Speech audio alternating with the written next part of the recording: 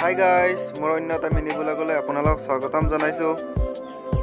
আজি হ'ল 26 জানুৱাৰী, তাৰ বাবে অলপ খানাৰ আয়োজন কৰিছোঁ। এইফালে খানাৰ বাবে খৰি কাটি আছোঁ মই। আজি ৰান্ধনি ময়ে। তেলটো অকণমান ষ্টাইলত দিলোঁ গাইজ।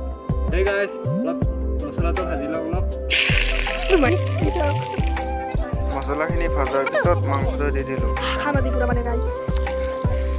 মাংসখিনি ভজাৰ পিছত আলু দিলোঁ। আলুটো আছিল ঘৰৰ লোকেল আলু। মাংস ভাজি হৈ গ'ল মানে এতিয়া খাৱাৰ কাৰণে 2 পিচমান কাঢ়ি লওঁ। কেনে আছে বাবু মাংস? মজা। সঁচাই না? অঁ। গাইজ ফাইনেলি মাংসখন হৈ গ'ল আৰু কালাৰটো